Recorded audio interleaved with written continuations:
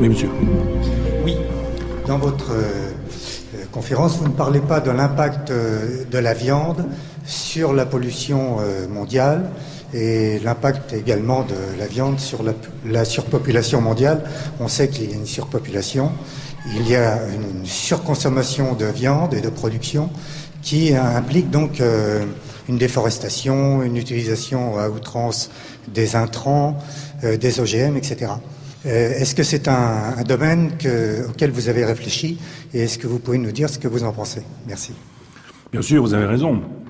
Et si j'ai abordé la question du spécisme puis la question de l'antispécisme en disant que c'était deux positions intenables, l'une et l'autre, il faut trouver une position qui soit la juste mesure et qui prenne en considération ce que vous dites fort justement, c'est-à-dire que la production d'un kilo de chair animale coûte horriblement cher en protéines et on se dit en végétaux, je veux dire, et on aurait la possibilité d'envisager une autre solution que de fabriquer de la viande pour nourrir l'humanité, en estimant qu'il faudrait, et peut-être Peter Singer a raison sur ce sujet-là, entretenir une autre relation à la viande, c'est-à-dire ne pas la condamner absolument, mais ne pas en faire non plus un usage immodéré. Juste savoir que on peut trouver une position à équidistance, je dirais, qui prendrait en considération ce que vous dites fort justement, c'est-à-dire que la production de la viande est extrêmement coûteuse en tout sur la planète, c'est coûteux en eau, c'est coûteux en végétaux, c'est coûteux en travail humain, c'est coûteux de multiples manières, et que quand on retrouve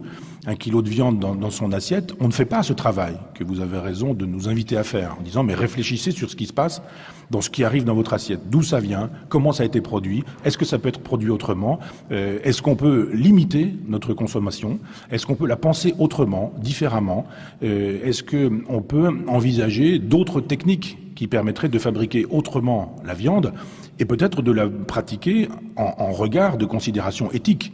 Il faut bien sûr avoir des relations éthiques avec les animaux.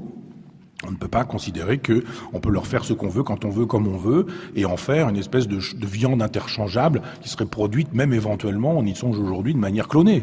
Il y a des extravagances totales. On est aujourd'hui capable de fabriquer de la viande en disant on va cloner de la viande qui va faire que nous aurons finalement, à partir de quelques donneurs, la possibilité de fabriquer des viandes diverses et multiples, des viandes en long, des viandes grasses, des viandes persillées, des viandes comme on voudra. On peut vous fabriquer ça en laboratoire.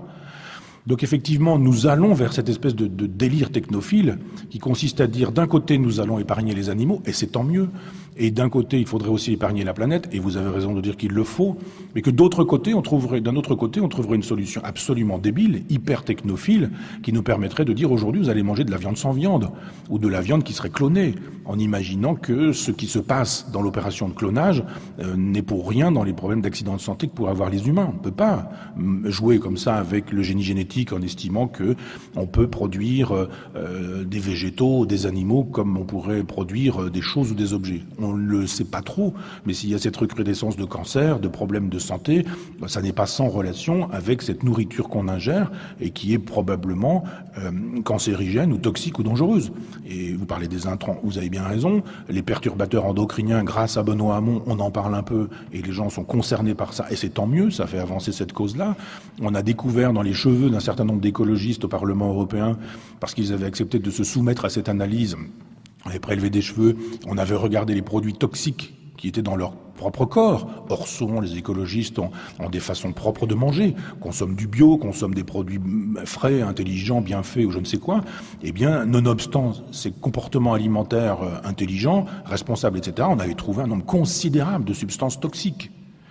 Donc on est en train d'intoxiquer l'humanité, d'un côté, sous prétexte qu'il faudrait la nourrir avec de la viande tout le temps, en permanence, pour tout le monde.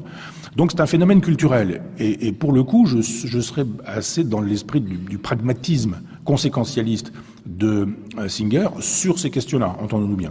Sur cette question du « changeons déjà notre rapport intellectuel à l'alimentation ». Pendant très longtemps, nous avons estimé que on mangeait, puis on mangeait, quoi. Voilà tout. On savait pas trop ce qu'on mangeait ou comment on mangeait, parce que d'une certaine manière, ça posait pas de problème. Il y avait aucune raison de manger des cerises en hiver, ou il y avait aucune raison de manger des châtaignes au mois d'août.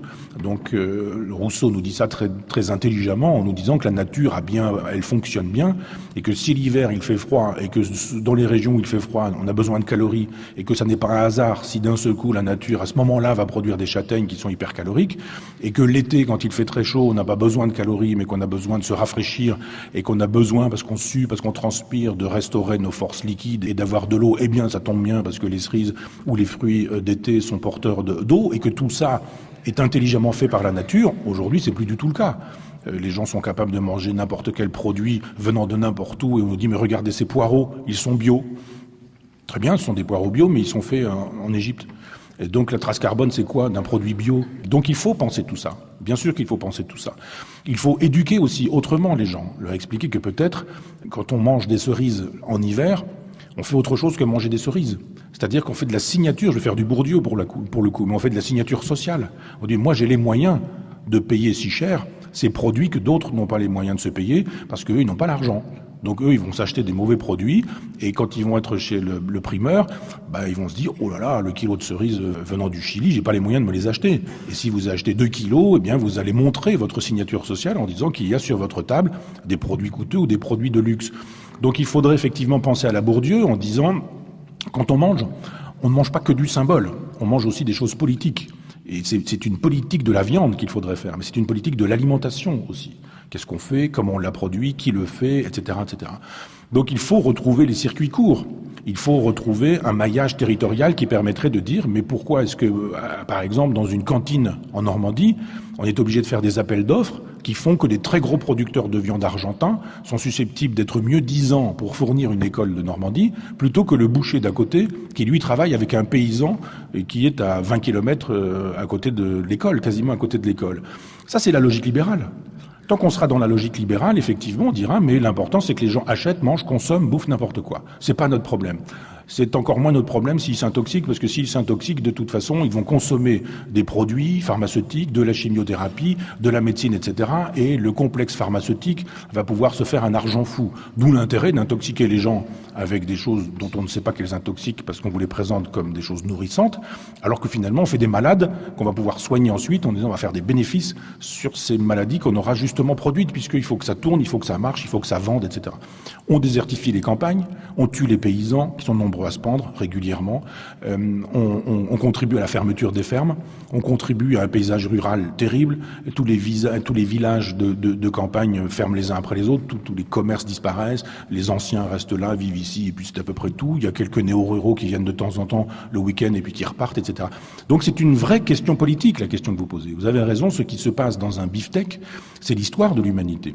Quand on a ça dans notre assiette, il faudrait qu'on pense philosophiquement la côte de bœuf ou de porc qu'on a dans son assiette en se disant qu'est-ce qui a été fait pour que je puisse disposer de ça? Qu'est-ce qui a été fait quand j'ai une tranche de foie gras dans mon assiette? Je suis le premier à dire que je suis croyant mais non pratiquant sur ce terrain-là et que c'est l'une de mes contradictions d'être capable de penser, je vais dire justement, si vous me permettez de le dire, mais de penser justement cette question-là en disant que oui, il y a de la souffrance animale dans mon assiette et que je ne supporte pas la souffrance animale, mais que je justifie quand même ces choses-là en me disant il suffit de ne pas y penser. Si je commence à penser mon assiette, c'est ce que dit Sioran, si je ne pense pas toujours, je ne suis pas toujours triste. Je ne pense pas toujours, donc je ne suis pas toujours triste. Mais si on commence à se dire maintenant je vais philosopher sur mon assiette, alors là on va dire amenez-moi des fruits et des légumes, amenez-moi ce genre de choses. À quoi j'ajouterais que ce souci de l'animal me paraît extrêmement intéressant, mais extrêmement limité. Parce que si vraiment on doit penser en termes benthamiens, à savoir prendre en considération la souffrance, alors je voudrais qu'on prenne en considération la souffrance des végétaux. Et personne n'entend le cri de l'endive quand on l'arrache, et c'est vrai que c'est plus facile. C'est un petit veau qui sent le sang et qui se met à hurler en allant à l'abattoir, c'est terrible. Mais quand on est écolo, qu'on va dans son jardin et qu'on tranche la salade, on sort le couteau, on tranche la salade, il y a un petit jus laiteux qui sort, etc. On met ça dans un panier, et tout ça est formidable. Sauf que les végétaux souffrent, on le sait aujourd'hui. Et que l'une des apories de cette vision des choses, la souffrance, fait que nous devrions prendre en considération le végétal que nous ne pensons pas. Nous sommes à l'endroit du végétal aujourd'hui comme nous étions à l'endroit de l'animal il y a 50 ans, voire un siècle. On estime que, oui, des salades, des fruits, des légumes, ça ne pose aucun problème. Tous les gens qui travaillent aujourd'hui sur la neurophysiologie des végétaux vous disent que les végétaux sont intelligents. c'est-à-dire ils ont une capacité de concevoir la situation dans laquelle ils se trouvent. Ils sont capables de donner des réponses à des situations stressantes dans lesquelles ils se trouvent. Ils communiquent par des gaz, les végétaux ou les arbres. Et que, parce qu'on ne les voit pas, parce qu'on ne les entend pas, parce qu'on n'a pas le spectacle de leur souffrance, eh bien on estime qu'il n'y a pas la souffrance. De la même manière que devant mon assiette de foie gras, je ne pense pas la souffrance parce que je ne la vois pas ou que je ne la conscientise pas, la plupart du temps, les gens sont dans le rapport au végétal, dans un rapport d'ignorance de la souffrance du végétal. Un exemple pour expliquer ce que je dis concernant les végétaux, parce qu'on pourrait imaginer que j'extravague. Jean-Marie Pelt a écrit des choses formidables sur les plantes, et il raconte à un moment donné qu'il y a des acacias qui sont broutés par des impalas et qui menacent donc de disparaître. C'est une espèce de très grand camp fermé, enfin un parc naturel, et donc c'est un espace clos, et la quantité d'impalas met en péril la survie des acacias. Donc on pourrait imaginer qu'après tout, l'animal mange les acacias, puis que les acacias disparaissent, puis qu'il n'y a plus d'acacias, puis l'affaire est réglée. Eh bien, les acacias qui sont dévorés par les impalas ont conscience que c'est un problème pour eux, mais que c'est un problème pour la communauté des arbres. De sorte qu'à ce moment-là, ils se mettent à produire une toxine qui tue les impalas. À partir du moment où les impalas commencent à mettre en péril le capital forestier, à ce moment-là, eh bien, effectivement, les animaux meurent. Et les autres acacias produisent eux-mêmes la toxine, même s'ils n'ont pas été attaqués par les animaux, parce que les acacias envoient des signaux gazeux aux autres acacias qui les décodent.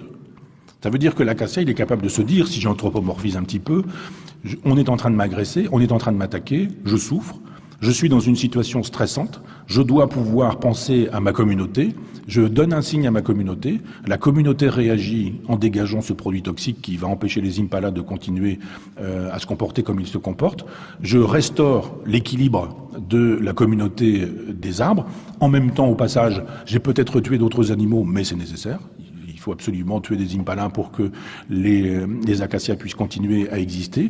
Et puis si à un moment donné on voit que le danger disparaît, eh bien à ce moment-là, on arrête la production de la toxine parce qu'on recouvre l'état normal. Vous vous rendez compte ce que les végétaux sont capables de faire. Mais nous ne voyons pas ce qu'ils sont, et comme nous ne voyons pas ce qu'ils sont, nous ne pensons pas ce qu'ils sont véritablement. Les végétaux ont une conscience de leur état, ont une conscience de leur situation, ont une conscience de la communauté. Ça n'est pas parce qu'ils sont enracinés qu'ils ne peuvent pas fuir, que finalement ils n'ont pas de vie. Un animal qui est mis en danger par un prédateur, il s'en va. Si on racontait que dans la carotte, dans la pomme de terre, dans la salade, il se passe des choses avec de l'énergie, avec de la vie, d'une certaine manière avec de la souffrance, et que quand on blesse un arbre, il répond et qu'éventuellement on peut même le tuer, l'arbre, qu'il peut mourir de sa belle mort, comme on dit, mais qu'on peut aussi faire ce qu'il faut pour le maltraiter. Mon père qui était ouvrier agricole taillait les haies avec comme si c'était un jardin à l'anglaise. Quand je passe aujourd'hui en train et que je vois comment on ravage les haies avec des broyeurs qui explosent les arbres, qui explosent les branches et qui laissent les haies dans un état, je dirais presque exsangue, eh bien on se dit effectivement que c'est de la souffrance infligée aux animaux, aux végétaux, parce qu'effectivement on peut tailler une branche, on peut la tailler proprement, correctement, pour empêcher de blesser le végétal et peut-être même pour le préserver. Donc je crois que notre intelligence a progressé sur la question animale, et c'est tant mieux, que nous sommes tous conscientisés. Tout le monde sait aujourd'hui à peu près qu'effectivement la production de la viande est éminemment coûteuse en tout terme, et que ça coûte à la planète de produire autant de viande pour que les gens en mangent autant. Mais finalement, les décisions ne sont pas véritablement prises. Alors on pourrait aujourd'hui en prendre, mais il faudrait être dans une logique qui ne soit pas libérale. Dans une logique qui ne serait pas libérale, on dirait, par exemple, dans les cantines, eh bien, on va faire de telle sorte que vous puissiez vous fournir chez des paysans proches qui vont faire des produits propres et qui vont pouvoir exister parce que vous allez les soutenir. Simplement, on a formaté les gens. Aujourd'hui, ils veulent une tomate qui ait la tronche d'une tomate, qui ait la forme d'une tomate, qui ressemble à une tomate. Et si vous avez fait une tomate propre, eh bien, effectivement, elle est tavelée, il y a des trous, il y a des petites blessures, des petites choses comme ça. Mais aujourd'hui, on est capable de vous refaire des fausses tomates sous des allures de vraies. On est capable de vous refaire des faux goûts qui ont disparu. Enfin, c'est aujourd'hui extravagant ce qu'on laisse faire au génie génétique en matière de végétaux. Donc il faudrait une conscientisation généralisée. Il faudrait élargir cette idée du vivant au végétal en disant que oui, bien sûr, vous avez raison, il ne faut pas produire autant de viande animale puisque ça coûte horriblement cher en tout, et ça coûte horriblement cher à la planète, ça coûte horriblement cher aux végétaux également, mais avoir la même considération pour les végétaux, en estimant que nous sommes dans le vivant, et que c'est aussi ça le sens du cosmos, c'est de se dire qu'il faut savoir qu'à chaque fois que nous ingérons quelque chose, même si nous avons fait l'économie de la viande, même si nous avons fait l'économie du lait, du beurre, de la crème, etc., et que on est réduit à manger des végétaux, eh bien on mange du vivant aussi, que le végétal est un vivant, que le végétal d'une certaine manière a une souffrance, que quand on analyse la question des racines, des radicelles, eh bien on a à l'extrémité, biochimiquement la chose est prouvée, on a des molécules qui permettent l'intelligence de la plante. Elle capte ce que la Terre lui dit, elle capte ce qui se passe évidemment dans la Terre, ce qui se passe au-dessus de la Terre, et les nuits, les jours, le froid, le gel, enfin toutes ces choses-là évidemment sont pensées par les arbres. On le sait bien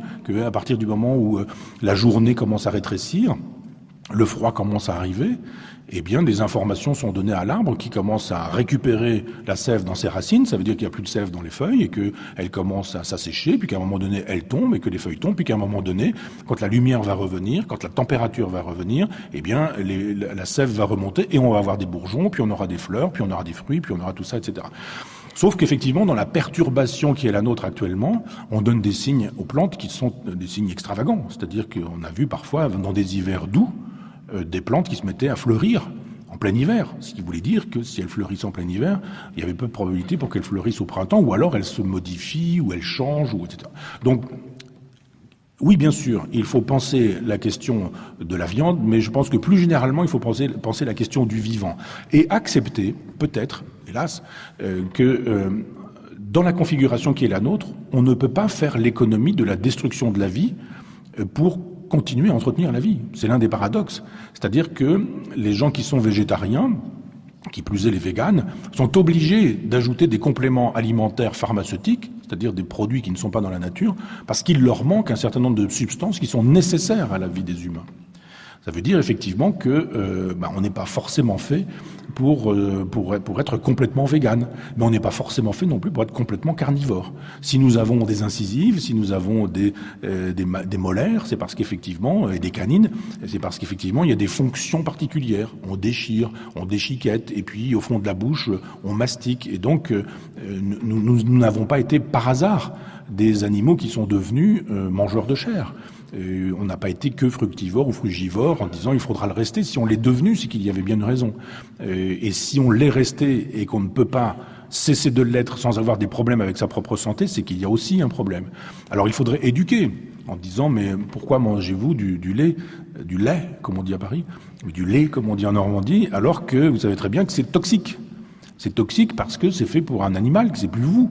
C'est un temps nécessaire pour des enfants, mais encore que c'est nécessaire parce que les mères ne les allaitent pas. Mais donc c'est un lait de substitution. Mais ce lait-là, il n'est pas fait pour être supporté par les adultes un petit peu plus tard.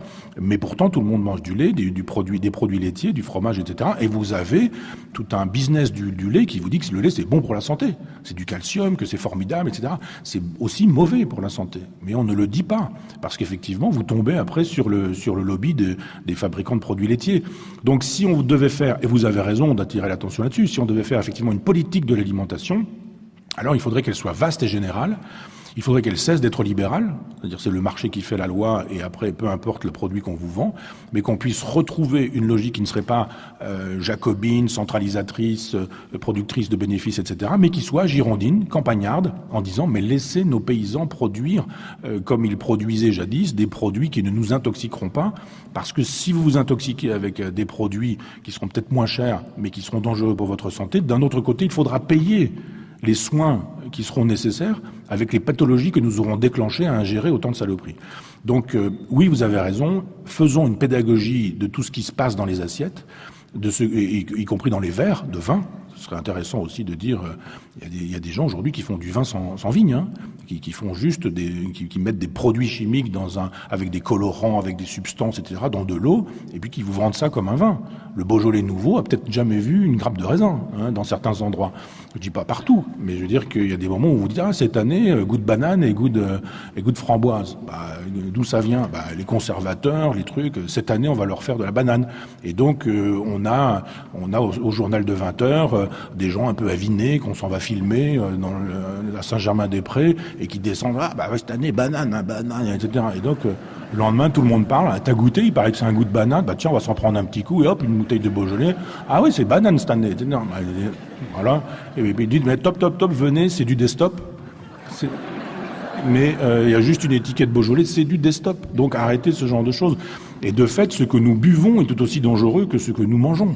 Mais ça aussi, c'est un travail qu'on ne fait pas parce qu'il y a des gros intérêts. Tous les gens qui produisent des vins aujourd'hui avec des produits chimiques, c'est terrible parfois certains vins. Alors là encore, comme avec spécisme, antispécisme, il faut trouver la bonne mesure entre les vins qui sont des produits chimiques toxiques et puis des vins totalement naturels qui le sont totalement au point que vous vous dites, il est bon ton vinaigre, il dit non, c'est du vin. Ah bon, c'est du vin parce qu'on s'interdit les collages à l'œuf, par exemple, parce que si vous avez des particules en suspension, si vous mettez du blanc d'œuf, eh bien ça coagule les particules et vous avez un vin transparent, enfin moins chargé en particules. Vous dites, mais moi quand je bois du vin, j'ai envie de le boire, pas de le manger. Donc quand on me verse un truc qui a une espèce de mâche dans la bouche, parce que toutes ces particules qui auraient pu être collées avec un blanc d'œuf ne l'auront pas été, sous prétexte qu'il faudrait faire du vin naturel ou bio, etc. On se dit, j'ai pas envie de m'intoxiquer avec des sulfates, des sulfites, avec des produits chimiques, mais j'ai pas non plus envie de boire la boisson que pouvaient boire les paysans au Moyen-Âge en disant, voilà, ça s'appelle du vin. On peut trouver entre deux, c'est comme avec la viande, une saine et bonne distance qui nous permettrait de dire on est hélas des carnivores, on est hélas obligé de détruire de la vie pour rendre notre vie possible, on aime bien les boissons fermentées, mais on peut les fermenter autrement avec des vieilles traditions. Il y a des anciens qui savaient faire des choses qui n'ont pas grand-chose à voir avec ce que des faux anciens, ceux que j'appelle des néo-ruraux, fabriquent. On aura l'occasion de parler des fameux vins biodynamiques. Je pense qu'il faut là aussi mettre le curseur au bon endroit en disant pensez ce qui advient à table, ce que vous mangez, ce que vous buvez, pensez ce qui se passe dans votre épicerie, d'où ça vient, à quoi ça ressemble, comment c'est produit, qui est derrière, etc., etc. Et puis, commençons une pédagogie, une vaste pédagogie. Et moi, j'aimerais qu'on puisse commencer à l'école. Et que dans les écoles, on puisse dire aux enfants, vous allez manger des produits, et on va vous apprendre à manger autre chose que des nouilles, que des produits standardisés. Et vous allez découvrir le vrai goût de la pomme de terre, le vrai goût de l'eau même en même temps, en disant, on va faire essayer des eaux. Et vous allez voir, Contrex, Vittel, Evian, etc., c'est pas la même chose. Et puis, la température n'est pas la même. Donc, une eau tiède, une eau à température, une eau froide, une eau glacée, une eau gazeuse, et cette eau est extrêmement chargée en calcium, etc. Il faudrait faire des cours de géologie avec les enfants. On pourrait faire des cours de géologie en leur faisant goûter de l'eau. Du pinard après, en terminale. Mais, je veux dire, commencer au primaire en leur disant, vous allez goûter toutes ces eaux-là, et puis on va les commenter. Et cette pédagogie du goût, à mon avis, elle permettrait de changer doucement, sûrement, mais peut-être beaucoup plus vite qu'on ne pourrait l'imaginer si ça se faisait dans des écoles. Parce que là, dans les écoles, vous avez à disposition tous les petits Français qui vont et les petites Françaises qui vont se mettre à devenir les adultes qui fabriquons notre société, notre civilisation. Mais hélas, on n'en est pas là. Et un président de la République qui dirait radicalement, on va penser ce qui a lieu dans les cantines et par exemple, on va faire des menus végétariens. Pourquoi pas?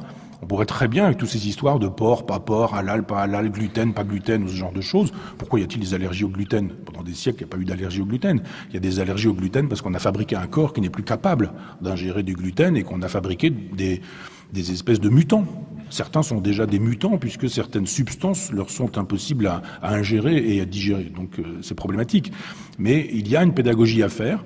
Et c'est une pédagogie de la vie. C'est une pédagogie de la vie, une pédagogie du vivant, intéresser les enfants à ce qu'ils mangent, à ce qu'ils boivent, pour éviter le McDo, la tyrannie du McDo, la tyrannie du Coca, la tyrannie du sucré, qui est terrible. Les betteraviers ont un gros intérêt à mettre du sucre partout, du sucre dans toutes les conserves. Vous achetez des conserves de petits pois, il y a des charges en sucre qui sont terribles.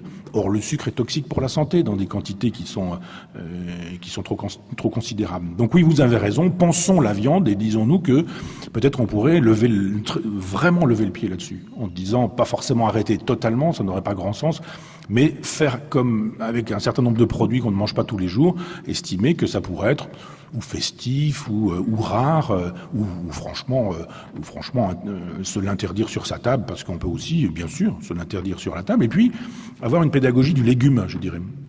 Moi, j'ai fait des conférences en Inde, dans des États totalement végétariens.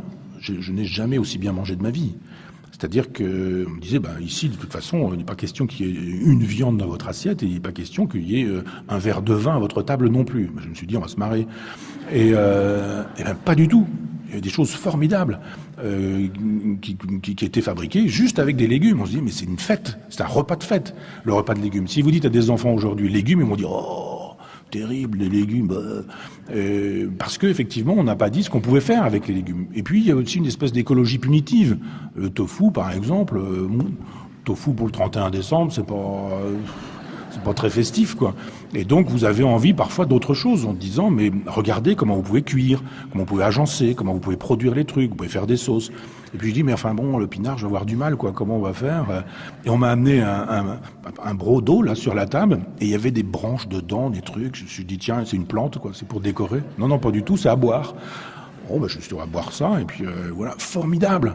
Parce qu'ils faisaient des décoctions, des jus qui n'étaient pas vraiment des jus de fruits, des espèces d'infusions à froid, avec des choses auxquelles on ne songe pas du tout. Nous, des fois, on n'a pas les produits.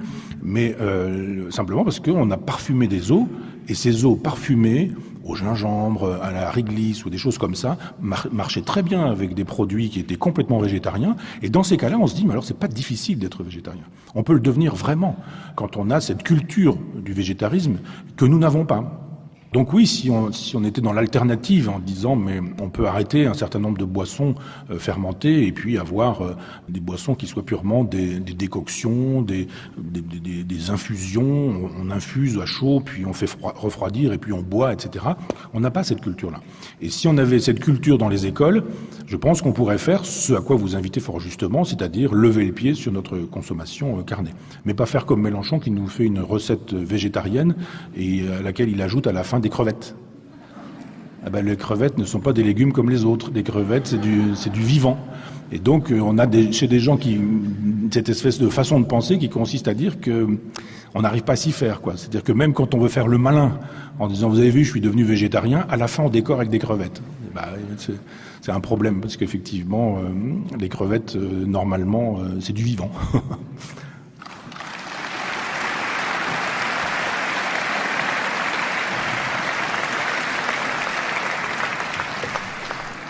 Oui, bonjour.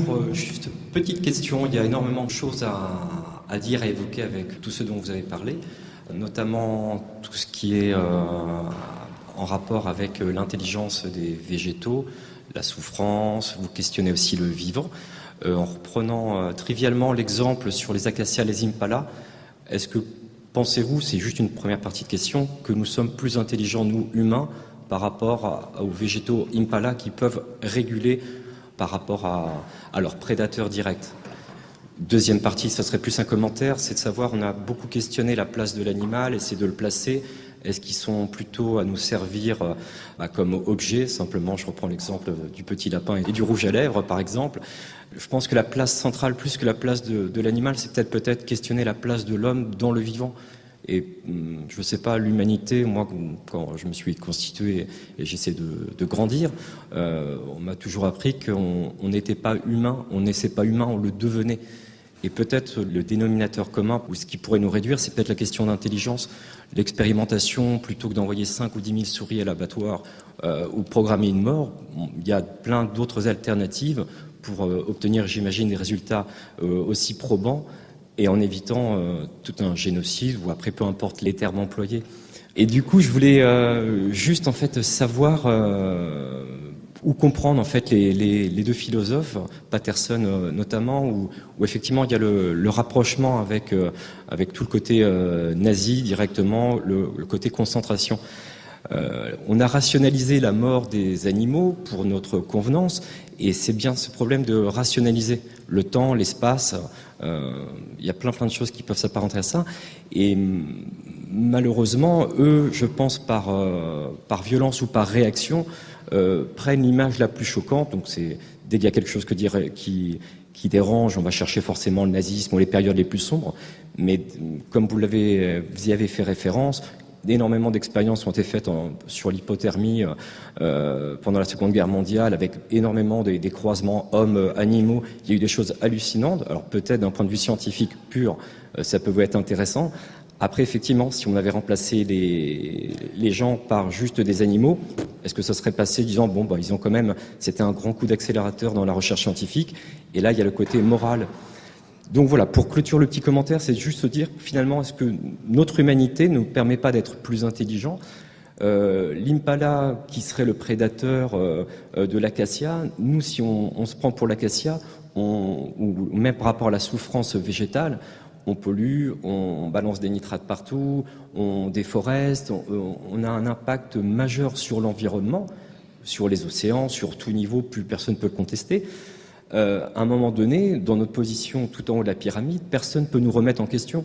Et c'est bien là peut-être que le rôle de l'acacia dit, ils sont peut-être en ce sens peut-être plus intelligents, car probablement c'est notre activité ou notre place au niveau du vivant qui va faire en sorte que bientôt on n'aura plus à soucier des animaux, il n'y en aura plus, au même titre que probablement l'extinction humaine ira à son terme de par notre activité, on va dire, aveuglément brutale par rapport à la Terre qui nous héberge.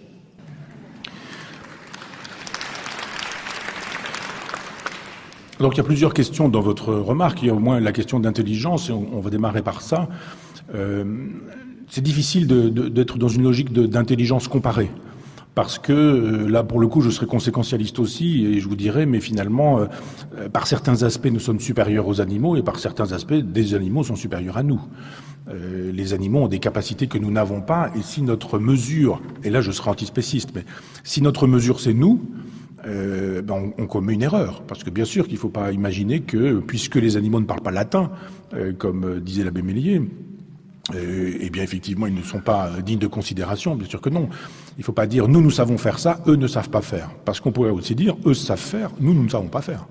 Ils sont capables de choses qu'on est incapable de faire, notamment dans les perceptions. J'ai eu l'occasion d'en parler, mais en disant effectivement que des chiens avaient un système olfactif, ou tous les animaux avaient un système olfactif qui laissait le nôtre loin derrière, mais vraiment loin derrière. C'est-à-dire qu'ils ont une intelligence qui n'est pas la nôtre, et qui, sur certains points, peut être considérée comme supérieure à la nôtre.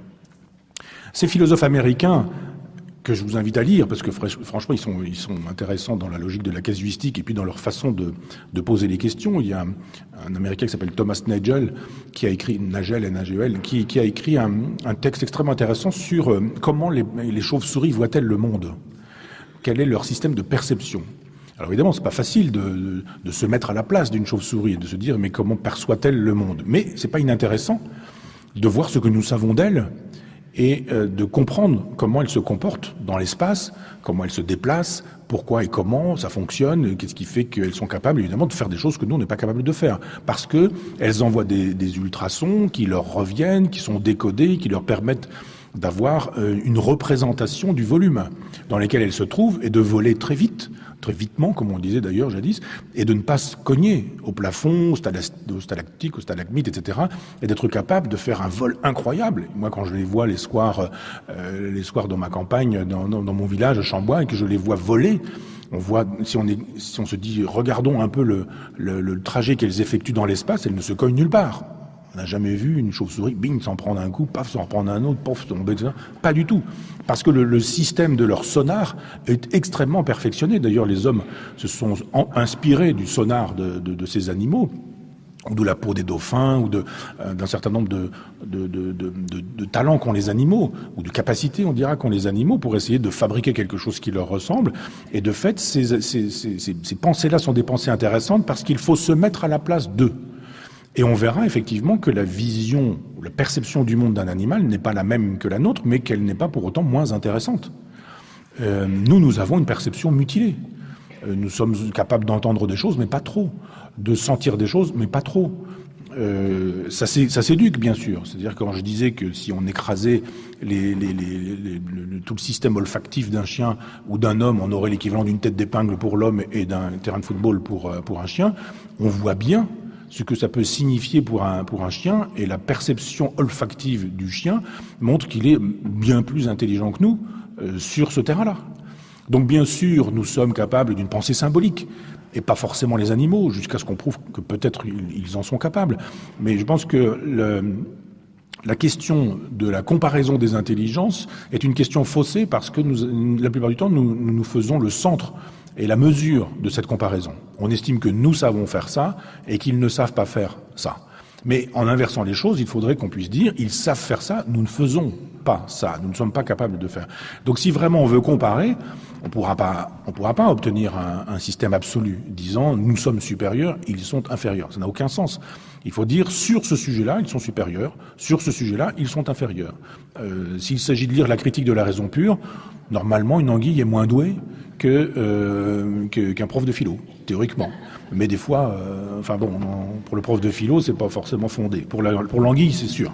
Elle aura des difficultés à apprécier la Passion selon saint Matthieu de Bach, qu'elle aura du mal avec une peinture de Paul Klee, ou que ça paraît évident. Mais et alors ? Parce que quand il s'agira de renifler la femelle à 50 km, nous, on n'est pas capable. Heureusement, parce que vu ce qu'on est capable de renifler l'état dans lequel ça nous met, je pense que si on était capable de ça, on serait dans un autre état et plus dangereux pour notre identité. Donc la comparaison n'est pas possible. Simplement, je pense qu'il faut s'ouvrir au monde animal en se disant mais ils ont une intelligence. Et parfois nous n'avons pas cette intelligence. Regardez quand un acacia est capable de penser pour sa communauté. Et je mets tout ça entre guillemets, bien sûr, parce que l'acacia ne se dit pas avec un cerveau qui serait du genre cortex, je pense pour ma communauté. Tout ça, c'est de l'échange gazeux. Ce sont des gaz qui circulent et qui sont décodés. C'est-à-dire, il y a un émetteur, un récepteur, et il y a un émetteur qui envoie ce gaz pour dire attention, danger. Il y a un récepteur qui reçoit et qui dit oui, j'ai compris le danger, et j'active en moi des processus qui vont être l'occasion de contrepoison ou de défense, etc., etc. C'est une intelligence. Intelligere en latin, c'est mettre en relation des choses qui a priori semblent sans relation. Vous avez quelqu'un qui vous dit il y a ça, puis ça, puis ça. Vous n'avez pas l'impression que tout ça entretient une relation. Vous dites mais bon sang, c'est bien sûr. Eh bien c'est l'intelligence. L'intelligence, c'est mettre en relation des choses qui a priori semblaient sans relation. Les plantes sont intelligentes. Et puisqu'elles sont capables de mettre en relation une situation dangereuse pour leur être et leur persévérance dans l'être, pour parler en philosophe, pour leur existence et leur survie, pour le dire autrement, et de réagir à ce stress pour faire de telle sorte qu'on évitera le danger. Formidable, c'est de l'intelligence. Donc il y a de l'intelligence animale, il y a de l'intelligence végétale, il y a de l'intelligence humaine, il y a probablement des différences d'intelligence. Chez les humains, c'est évident. Ça ne veut pas dire qu'il y a des intelligents et des gens qui ne le seraient pas. Ça veut dire que sur un domaine, l'un est plus intelligent que l'autre. Et de fait, il y a des gens qui ne sont pas intelligents. Moi, par exemple, je suis nul en calcul, en chiffres. Dès que vous me demandez de mémoriser une date, je la mémorise, mais j'ai pas le tiercé en direct, j'ai pas le bon ordre. La même chose avec les langues étrangères. Voilà, il y a des moments où on se dit je n'ai pas l'intelligence des langues étrangères, je n'ai pas l'intelligence des chiffres, des nombres, des mathématiques, etc. Et c'est ainsi. Et puis d'autres auront l'intelligence conceptuelle, d'autres auront l'intelligence perceptive, d'autres auront l'intelligence des couleurs, d'autres auront l'intelligence, etc., etc. Il y a des intelligences diverses et multiples, et si nous comparons à partir d'un type d'intelligence, il est évident qu'il y aura toujours des gens supérieurs à d'autres et des gens inférieurs à d'autres. Mais ce ne sont pas des gens qui seraient supérieurs toujours et des gens qui seraient inférieurs toujours. Nous avons des capacités qu'il nous suffirait parfois de connaître. Il y a peut-être parmi vous des nés, des œnologues qui s'ignorent parce qu'à aucun moment dans leur existence on ne leur aura permis de développer ce talent.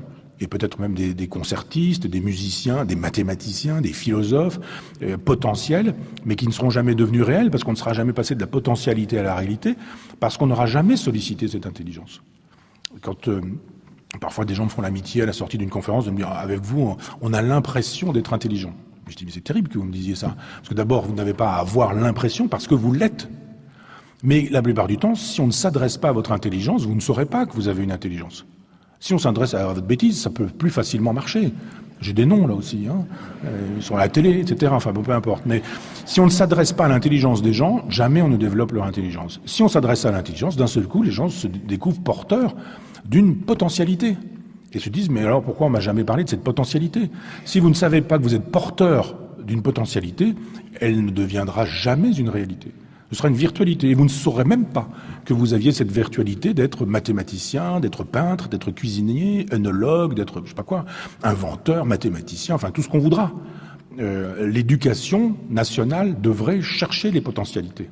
Faire de telle sorte qu'à un moment donné dans l'existence, vous vous rencontriez, on parlait tout à l'heure de dégustation d'eau, de dégustation de fruits, éventuellement vos talents de ce côté-là. Peut-être que d'un seul coup, vous pouvez être devenu une espèce de génie du nez, du goût, et que vous deviendrez un jour un grand cuisinier, ou même pas forcément grand, un cuisinier qui fait des belles choses, des bonnes choses, qui plairont à plein de gens, et ça pourrait être suffisant. Donc les intelligences sont diverses, multiples. Là encore, ne soyons pas déontologistes en disant l'intelligence, avec un I majuscule, c'est de, je sais pas quoi, lire Être et temps d'Heidegger dans le texte. Non, c'est pas ça, l'intelligence. Il y a des intelligences diverses et multiples, et moi j'ai vu des intelligences paysannes, j'ai vu des intelligences de gens modestes, simplement, qui avaient compris le monde dans lequel ces gens-là se trouvaient. Ils avaient trouvé leur place dans le cosmos et dans l'univers, et il y avait la plus grande des intelligences. Ça, c'était une première réponse à l'une de vos questions. Autre question sur ce que nous sommes et ce que nous faisons. Ça, c'est toute la question de Cosmos, posée par mon livre Cosmos. Est-ce que nous sommes libres ou est-ce que nous sommes déterminés ? Est-ce qu'il y a une possibilité même d'agencer le déterminisme et le libre arbitre en même temps ? Alors souvent, quand on est prof, il faut enseigner les théories de la négation du libre arbitre. Nous ne sommes pas libres. Marc Aurèle, les spinozistes, les nietzschéens, Freud, Marx, enfin tous ces gens qui nous disent non, on n'est pas libre. Marx nous dit l'économie nous détermine. Freud nous dit l'inconscient nous détermine. Spinoza dit le conatus, espèce de désir, nous détermine. Schopenhauer dit le vouloir vivre, ou Nietzsche, la volonté de puissance nous détermine. Donc le libre arbitre, ça n'existe pas. Et puis d'autres qui nous disent mais non, le libre arbitre existe bien sûr, et il n'existe que le libre arbitre. Donc tous les catholiques, tous les chrétiens, puisque à l'origine il y a cette idée que nous aurions choisi la faute, le péché originel, et que nous avions le choix de ne pas commettre le péché originel. Donc deux visions du monde, des déterministes, on n'a pas le choix, on est dans la pure nécessité, et puis des tenants du libre arbitre qui nous disent non, on peut choisir tout, on peut vouloir tout, on a le choix. Et non pas que je sois normand, bien que je le sois, mais c'est pas une position normande que de dire on est les deux. On est les deux, et on est dans un moment synthétique, parce qu'il y a des déterminismes, c'est évident. Quand on est dans une famille d'illettrés, d'alcooliques, avec un père violent et incestueux, ou avec une mère qui se prostitue, ou qui, etc., c'est pas exactement la même chose que si on est dans une famille où vous avez ce que l'on voudra. Je sais pas, un père chercheur, mathématicien, une mère pianiste, ou cantatrice, ou je ne sais quoi. Si vous naissez, c'est cette chanson de Maxime Le Forestier, sur les trottoirs de Manille, c'est effectivement pas exactement la même chose que si vous naissez à Saint-Germain-des-Prés, et que vous avez une famille intelligente, polyglotte, cosmopolite qui vous cultive au quotidien en permanence, ou que vous avez une famille qui va estimer que à 4 ans, 5 ans, il va falloir aller travailler dans l'état d'ordure et ramener des composants qu'on pourra revendre, du papier, du plastique ou ce genre de choses. Donc oui, il y a des déterminismes. Bien sûr que tous ces philosophes ont raison, qu'il y a de l'économie, Marx a raison, qu'il y a de l'inconscient au sens freudien, Freud a raison sur ce sujet-là. Je suis pas exactement d'accord sur ce qu'il met dans l'inconscient, mais enfin, il a raison sur cette idée qu'il y a une libido, un déterminisme sexuel, un déterminisme libidinal, etc. Le conatus de Spinoza, c'est vrai. La volonté de puissance de Nietzsche, etc. Tout ça, c'est vrai. Mais en même temps, on a la possibilité et j'utilise une phrase de Nietzsche, de se créer liberté. C'est-à-dire la question n'est pas est-ce qu'on est libre ou pas libre, mais est-ce qu'on aura eu les moyens de se créer liberté. C'est ça la question. C'est devenir humain. Il y a un moment donné où il nous faut, effectivement, et c'est une phrase de Sartre qui dit il faut faire quelque chose de ce que les autres ont voulu faire de nous. Votre époque, votre société, vos parents, vos grands-parents, votre milieu aura voulu pour vous quelque chose. On aura souhaité que vous soyez ceci, que vous deveniez cela. Souvent, les parents demandent une espèce de vie par procuration. Moi, j'aurais tellement aimé faire droit, j'ai pas pu, etc. Tu feras droit. Et vous dites, mais j'ai pas envie, moi, je préfère le courbe, et j'ai pas envie de faire des études de droit, j'ai envie d'autre chose. Je veux devenir trompettiste de jazz. Et il y a des gens qui disent, bon, vous voulez ça, je vais vouloir ce que vous voulez. C'est-à-dire qu'ils ne voudront pas librement. Puis d'autres diront, oui, mais c'est gentil, mais ça, c'est ta vie, c'est pas la mienne. Il fallait réussir la tienne, c'est pas à moi de réussir ta vie. Moi, j'ai à réussir ma vie, c'est-à-dire que je me sens plutôt paysan, musicien, marin, pêcheur, je sais pas quoi, enfin tout ce qu'on voudra. Donc il s'agit de faire de sa vie ce qu'on a l'intention de faire, et encore faut-il savoir qu'on le peut. Là encore, c'est une question d'éducation. Et donc, je crois qu'on peut se créer liberté. Et dans cette création de liberté, il faut une éducation à la liberté. Savoir qu'on peut enseigner aux enfants qu'ils ne peuvent pas tout, mais qu'ils peuvent beaucoup. Justement, les limites. Jusqu'où vous pouvez, jusqu'où vous ne pouvez pas. Et puis cette limite où on peut sans pouvoir, tout en pouvant. Il suffit d'avoir un peu de chance, des rencontres, des individus, des personnes qui vous aident, des passeurs. Moi, j'ai eu ça. J'ai eu la chance d'avoir un vieux maître à l'université, Gérard Fagnon, qui était mon prof de philo antique, qui a été une chance pour moi. J'aurais pu ne pas l'avoir et j'aurais probablement pas vécu la même vie. Donc il y a un mélange effectivement de déterminisme, de nécessité, de liberté, de libre arbitre et nous avons à éduquer notre prochain dans cette configuration-là. Vous pouvez faire quelque chose de vous-même. Donc ça veut dire que dans votre rapport à la nature, il y a quelque chose à faire. Cependant, nous sommes déterminés par le cosmos. C'est la thèse de Cosmos, et on y arrive jour après jour avec les conférences. Mais ce que nous sommes est le pur produit de l'effondrement d'une étoile sur elle-même. Il ne faut pas oublier ça. Donc quand les philosophes se posent la question du temps, ça vient d'où, c'est quoi, comment, etc., et qu'on a des définitions du genre, forme a priori de la sensibilité chez Kant, on dit, ouais d'accord, mais tout ça est fort sympathique, mais matériellement, comment ça marche le temps, d'où ça vient ? Et ce sont les astrophysiciens qui nous expliquent ce qu'est le temps, ce qu'est l'espace, les relations entre le temps, l'espace, les durées, les formes de l'univers et ce genre de choses. Donc, on ne va pas faire d'astrophysique, mais imaginons que nous sommes arrivés du Big Bang jusqu'à la création de la nature. Nous sommes dans la nature. Bergson appelait ça l'élan vital. Il y a un élan vital, un peu comme le jour où vous avez balancé une boule de pétanque, vous l'avez balancée, après elle obéit au mouvement, à l'impulsion originale. Puis après elle va arriver là où elle doit arriver. Pas en plein sur le cochonnet ou très loin. Eh bien, c'est exactement la même chose. Il y a une espèce d'impulsion de l'univers, une impulsion cosmique qui fait que, encore aujourd'hui, si vous interrogez de manière lumineuse le cosmos, car ce que nous savons du cosmos, nous ne le savons que parce que la lumière nous dit, tout ce qu'on sait, c'est simplement de l'interprétation de lumière. Quand la lumière est-elle partie? Quelle est la quantité de lumière? Comment la lumière traverse-t-elle l'espace? Le rapport entre l'espace-temps, les rapports entre les transformations de la lumière qui passent dans des zones d'énergie qui font que on peut calculer aujourd'hui 1000 choses qui nous font savoir comment l'univers fonctionne. Mais un jour la nature arrive, un jour l'homme arrive dans la nature et nous obéissons à ce processus. C'est-à-dire que la culture n'est pas séparable de la nature. Et quand on voit ce que les hommes font, eh bien, il faut éviter de dire les hommes sont stupides, sont ridicules, ils ne devraient pas faire ceci, ils ne devraient pas faire cela, ils devraient se comporter comme ceci, ils devraient se comporter comme cela. Il y a de l'aveugle en nous. Et on peut très bien imaginer que tout ce que nous faisons, y compris ce qui va dans le sens de la destruction de la nature, c'est un plan de la nature.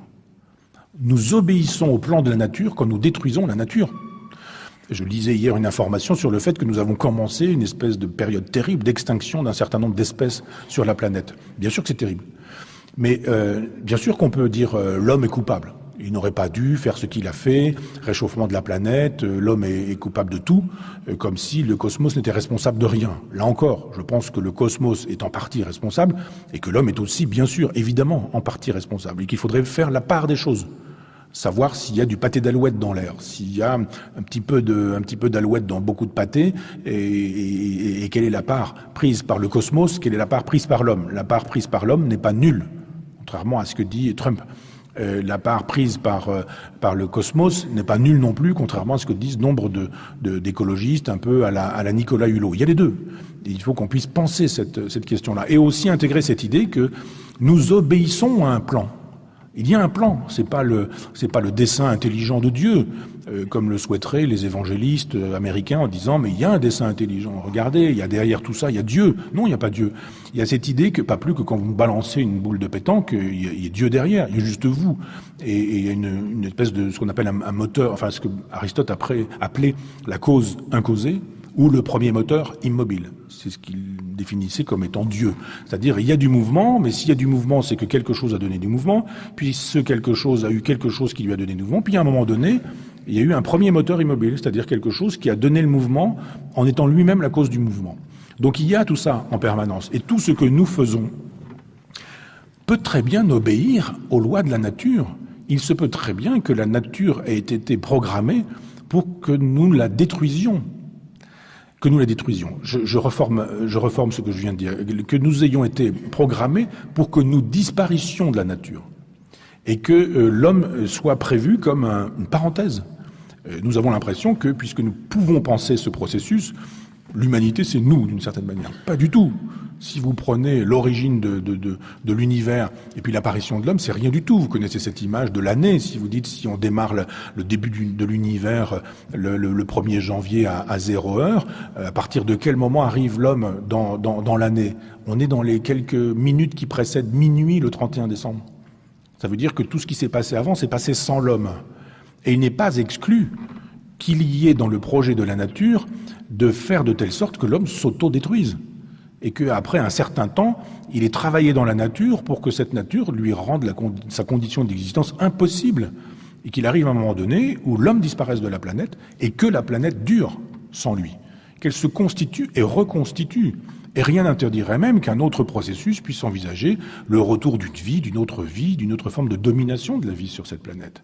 Il se fait qu'on est capable de calculer aujourd'hui la date d'explosion du Soleil. Donc c'est réglé, c'est pas la peine de vous inquiéter, ce sera pas de notre vivant. Mais je veux dire, on sait à partir de quel moment. Je vais pas vous donner de chiffres parce que je risque de me tromper. Je vous disais tout à l'heure que j'avais des problèmes avec les chiffres. Donc, et au-delà de quelques milliards, c'est encore plus problématique pour moi. Mais on est capable de dire aujourd'hui, à partir de tant de millions ou de milliards d'années, le Soleil se refroidira. Donc, tout ce qui est vivant sur la planète disparaîtra. Sauf que des animalcules qui pourront survivre à 3 mètres sous terre et qui se redévelopperont, etc. Il y a quand même eu un jour une météorite qui est arrivée sur la planète, dans l'endroit du Yucatan, au Mexique, et qui a, avec l'onde de choc, produit l'incendie immédiat de la totalité des forêts qui recouvraient la planète à cette époque-là. Tout ce qui était sur Terre a été détruit, les dinosaures compris. N'ont survécu que les animaux qui étaient à 20 ou 30 cm au-dessous du sol et qui sont restés vivants et qui ont pu ressortir et survivre, parce qu'effectivement, après qu'il y eut cette explosion, il y a eu un moment donné de cendres enveloppant la totalité de la planète. Donc le Soleil, les rayons du Soleil ne passaient plus, donc période d'hyperglaciation. Donc ceux qui ont survécu au feu et à la période d'ultra-glaciation qui a suivi, ce sont des petits rongeurs qui ont évolué. Et comme par hasard, les petits rongeurs sont devenus des gros rongeurs. Et puis on est arrivé à un certain type de singe qui a donné l'homme, etc. Donc, tout ça a eu lieu. Mais toutes les espèces disparaissent. Quand le biotope disparaît, l'espèce qui va avec le biotope disparaît. Alors un temps, l'animal s'adapte au changement de biotope, puis à un moment donné, le biotope faisant totalement la loi, l'animal disparaît. Voilà pourquoi nous avons des suppressions, des disparitions d'espèces. Est-ce qu'il faut préserver des espèces dont le biotope a disparu? Est-ce qu'il faudrait remettre des mammouths en circulation, en clonant des mammouths? C'est délirant. On peut aujourd'hui, on a de l'ADN de mammouth, mais comment on va faire? On va utiliser des éléphants et on va fabriquer avec des mammouths avec des éléphants, on va se faire plaisir, ça va être Disneyland, mais c'est fini. Quand une vie est finie, elle est finie. Quand la vie d'une espèce est finie, la vie de l'espèce est finie. Et rien n'interdit de penser que dans la nature, un plan soit écrit qui rende possible à un moment donné la disparition de l'homme. L'homme travaillerait à sa disparition de façon à ce que la nature puisse faire l'économie d'un homme qui rende sa survie difficile. De la même manière que les impalas rendent la survie des acacias, nous pouvons imaginer que l'homme c'est l'impala et que les acacias c'est la planète. Et que la planète est en train de penser, disons-le comme ça. Ça choquera un certain nombre de philosophes de profession qui estiment que la planète ne pense pas, mais que l'intelligence de la planète consiste à mettre hors jeu les hommes, parce que les hommes sont trop dangereux. Que les hommes sont à l'endroit de la planète, ce que sont les impalas à l'endroit des acacias. Et que la planète soit en train de générer des toxicités faites pour se débarrasser de l'humain. Et qu'on en finisse un jour avec les hommes parce que c'est exponentiel. Parce que 1 milliard, 2 milliards, 3 milliards, 4 milliards, 5 milliards, etc., on le voit bien. Tous ces hommes mettent en danger la planète. Tout ce que nous mangeons, la question de tout à l'heure sur la viande et ce genre de choses est une question tout à fait fondamentale. On met en danger la planète avec nos comportements. Donc la planète, elle peut très bien aussi imaginer qu'il faut se débarrasser de l'humain, qu'il faut se débarrasser de l'homme, et que effectivement apparaissent des pandémies, qu'il apparaît des pestes, par exemple, qui sont capables de supprimer un tiers de la population à l'époque du Moyen Âge, et que nous avons un certain nombre de pathologies aujourd'hui, les cancers, le sida, ou un certain nombre, ou des AVC, ou enfin 1000 choses qui font que on a des morts en quantité parce qu'il faut faire baisser la pression humaine. Parce que la planète est en interaction avec les hommes et les hommes sont en interaction avec la planète. Donc imaginez que peut-être quand nous inventons un iPhone, quand nous inventons une voiture électrique, quand nous inventons, etc., il entre dans le projet de la nature qu'il en soit ainsi et pas autrement. Qu'il y ait un déterminisme qui nous fasse croire qu'on a choisi d'inventer l'iPhone alors que finalement c'est un processus qui rend tout à fait dans le dessein de la nature, qui n'est pas le dessein de Dieu, mais le dessein de la nature, qui est un mécanisme extrêmement complexe, mais d'autodéfense de la planète, qui dirait mais tout va se faire pour que l'homme disparaisse parce que l'homme est un prédateur. Je disais hier que l'homme était un prédateur sans prédateur, mais il est le prédateur de lui-même. L'homme est le prédateur de lui-même. Et comme il n'est pas pensable qu'on puisse gérer la planète toute seule en disant arrêtez de faire des enfants, arrêtez de manger tout et n'importe quoi, arrêtez de produire comme vous produisez, tout ça est fort sympathique. C'est un truc de bourgeois qui s'ennuie en Europe et qui décide qu'on va arrêter de polluer, qu'on va manger bio, etc. Mais la planète s'en fout. Si vous allez voir les milliards de Chinois, les milliards d'Indiens, les millions d'Africains, ils n'ont pas envie de manger bio, ils ont juste envie de manger. Ils n'ont pas envie d'avoir de l'eau fraîche dans leur réfrigérateur, ils ont envie d'avoir de l'eau même pas potable. Donc effectivement, il faut penser la planète en disant mais elle n'est pas faite qu'avec des Européens un peu chicos et bobos qui pensent la planète en se disant économisons-la, on tire la chasse d'eau une fois toutes les semaines, ou on a des toilettes sèches ou ce genre de choses. Tout ça est fort sympathique, mais il n'empêche que si vous regardez les dommages que l'homme cause à la planète, c'est considérable. Et la planète peut très bien se défendre comme les arbres se défendent, avec une espèce, en rendant toxique l'humanité et en travaillant à sa propre perte. On sait qu'à un moment donné, de toute façon, ça va disparaître. Mais les premières rébellions ont lieu avec le transhumanisme. C'est-à-dire que vous avez des gens aujourd'hui qui sont en train de fabriquer des humains qui devraient pouvoir survivre à la disparition de la planète. Toute cette conquête de Mars, toutes les sorties de Thomas Pesquet dans l'univers, enfin toutes ces choses-là, il y a ça en tête. Cette idée qu'un jour il faudra sauver l'humanité en sauvant quelques membres, quelques exceptions, en disant eh bien voilà, il faudra que cette humanité elle parte s'installer ailleurs parce que les conditions de vie sur notre planète seront devenues totalement impossibles. Donc ou l'homme disparaît, ou il est capable de survivre dans un autre endroit, dans une autre atmosphère hyper technicisée qui lui permettrait d'exister. Et là, on va vers quelque chose de totalement autre. Mais je n'exclus pas qu'il y a une espèce d'erreur de raisonnement chez Rousseau quand il nous dit la nature est bonne. Et puis à un moment donné, les hommes, ils inventent la propriété et d'un seul coup, la culture est là et la culture, c'est une catastrophe. Il faut dire à Rousseau, écoute mon garçon, si la nature est bonne, elle fait les hommes bons, et si les hommes sont bons, ils n'inventent jamais le mal. Parce que si les hommes inventent un jour le mal, c'est qu'ils ne sont pas si bons que ça.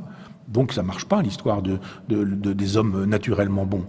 D'autant que Rousseau, quand on lit un peu le détail de son analyse, nous dit qu'il y a des gens qui sont capables d'eux, puis des gens qui ne sont pas capables d'eux. Il y a des gens qui mettent des poteaux et qui disent ceci est à moi et qui créent la propriété. Et puis d'autres qui n'ont pas compris qu'on pouvait faire ça et qui subissent. Donc on dit tiens, il y a une inégalité naturelle. Il y a des gens qui font des clôtures, puis des gens qui subissent les clôtures.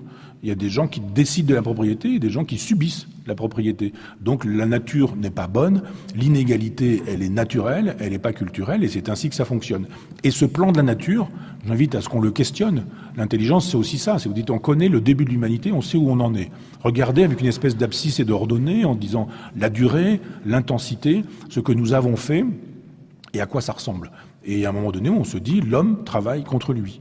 Ce comportement-là est suicidaire. Il y a des gens qui pensent que ça peut s'arrêter.